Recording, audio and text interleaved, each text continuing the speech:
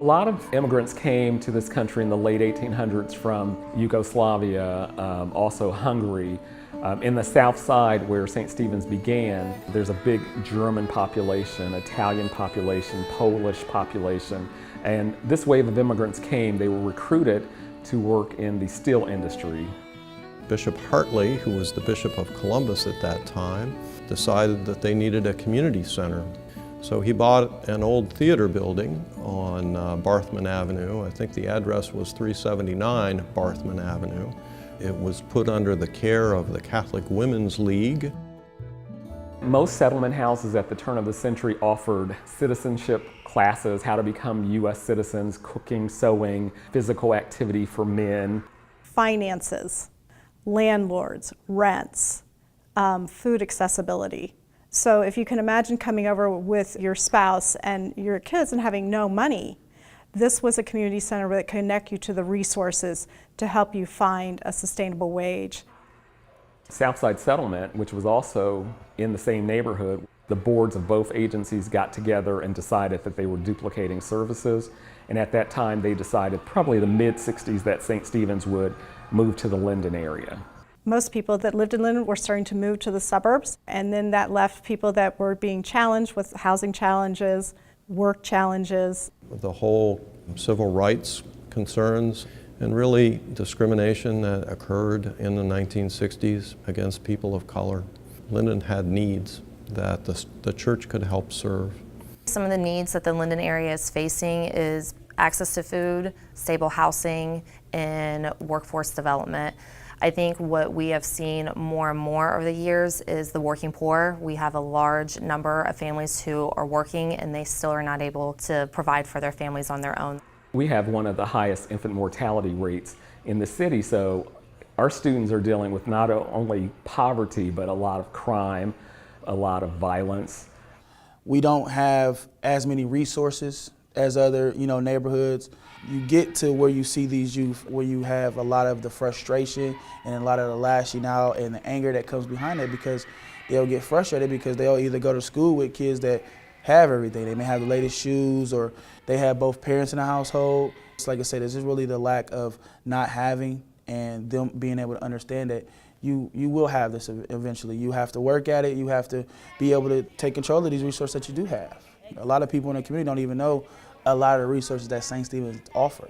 We offer a program called LINK, and it's funded through the county, and our program is an extension of school. Basically, all the children that come to camp lose a lot of information, a lot of knowledge over the summer. So it's a summer STEM camp where children come every day, Monday through Friday. They receive 2 meals. We do STEM-related activities, literacy activities. Here's the research station where scientists and research workers come to and research about Antarctica. These pictures, we added them on so everybody can see how the lifestyle is in Antarctica. So I'm gonna just make the lines on here and you'll probably just have to break it with your hands. So be careful. We're doing a project on geography, and so this group has focused on France. And so we're trying to build something that is in France, so we decided to do the Eiffel Tower. We learned about the history of France and the population, their culture with food and clothes and dancing. And then other groups did like Japan or Africa, so they focused on like Ethiopia and Africa.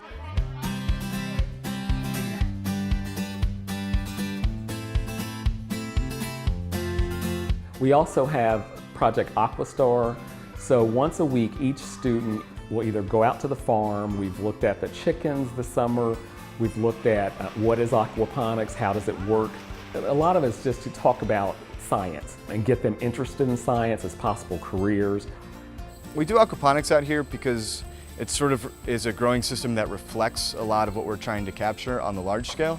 It's a closed loop, sustainable system that features a large fish tank that circulates through a growing bed where we've got plants that actually pull out the fish waste from the water. And then that clean water recirculates back into the fish tank, and you've got an environment that produces fish. We use it mostly for leafy greens and herbs. Through the summer, we hire kids from the neighborhood on site. In the school months, we do a lot of in-school education programs. We'll do everything from nutrition education to cooking classes to kind of conceptualization of whatever STEM techniques that they're learning in school now.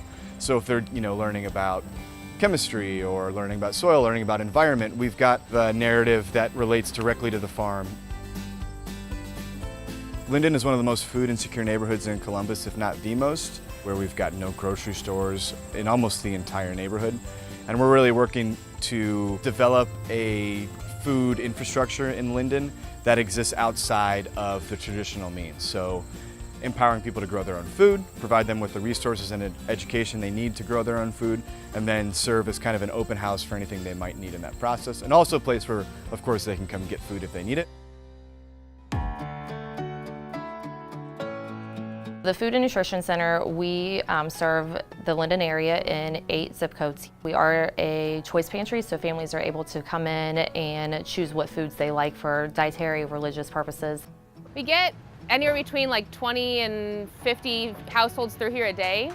Each delivery ranges from like 3,000 to 5,000 pounds. We get 2 of those a week, so anywhere between 6,000 and 10,000 pounds. The one that he's unloading right now is produce. The one that just pulled up is also from Mid-Ohio, but it is things we purchased. Oh, cool, okay. These are assortments that I ordered, so I'm not exactly sure what they're gonna be. It looks like we've got hamburger. Do you want another can of green beans? Yeah.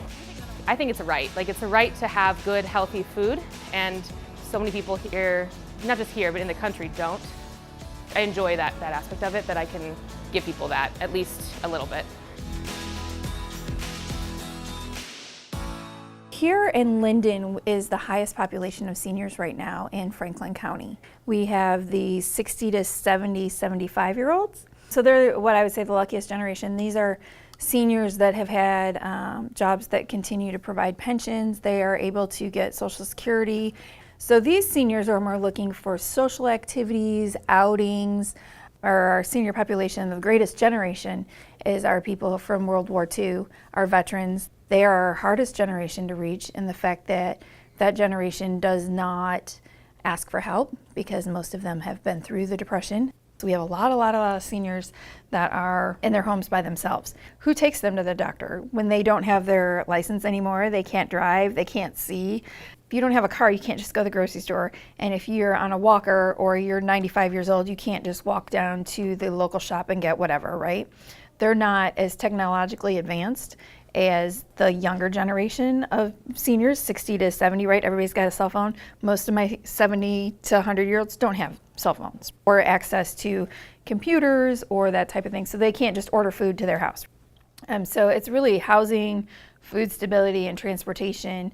We're working really hard as a community, and especially in Linden, but also as Franklin County all the way around.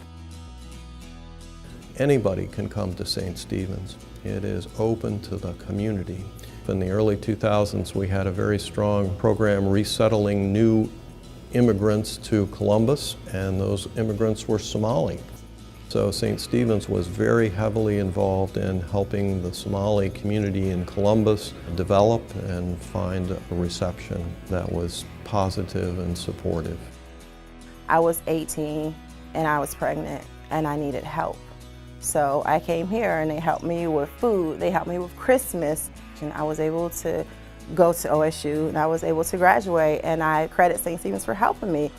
I think Linden sometimes gets a little overlooked because I think it's actually a pretty amazing community. There's such a sense of community and helping your neighbor here, and I think that's really beautiful. People just need a little bit extra help, I think, sometimes, and that's okay, and that's why we're here. But people also do a lot to help each other and help themselves.